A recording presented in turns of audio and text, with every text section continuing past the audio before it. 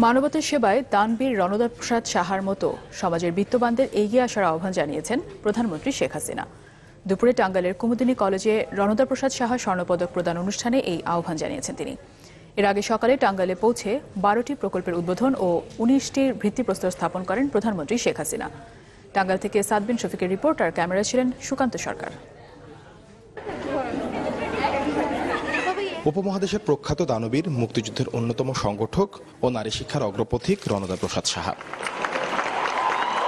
টাঙ্গাইলের মির্জাপুরে তার প্রতিষ্ঠিত কুমুদিনী কমপ্লেক্সে আসেন প্রধানমন্ত্রী শেখ হাসিনা।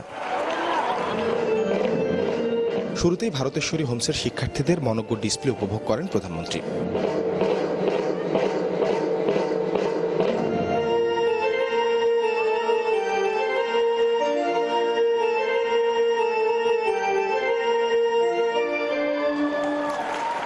পরে রণদা প্রসাদ সাহা স্মারক স্বর্ণপদকে সম্মানিত করেন হোসেন শহীদ সোহরাওয়ার্দী এবং জাতীয় কবি কাজী নজরুল ইসলাম মরণোত্তর এবং জাতীয় অধ্যাপক রফিকুল ইসলাম ও মুক্তিযোদ্ধা শাহাবুদ্দিন আহমেদকে।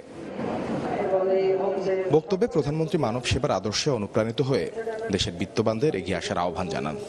আমাদের দেশের যেমন নারী শিক্ষার প্রসার ঘটানো থেকে শুরু করে আত্মমানবতার সেবার যে দৃষ্টান্ত অনুসরণ করে গেছেন, যে দৃষ্টান্ত সৃষ্টি করে গেছেন, সেই দৃষ্টান্ত অনুসরণ করার আমাদের দেশে অনেক বিত্তশালী আছে, তারাও করতে পারে। তাহলে আর আমাদের দেশে মানুষের কোনো কষ্ট থাকবে না। সরকার প্রধান বলেন, দরিদ্র দেশ হিসেবে বাংলাদেশকে এখন কেউ অবহেলা করতে পারে না। বিগত এক দশকের উন্নয়নের ধারাবাহিকতায় দেশকে আরো এগিয়ে নিয়ে যাওয়ার প্রত্যয়ের কথাও জানান তিনি।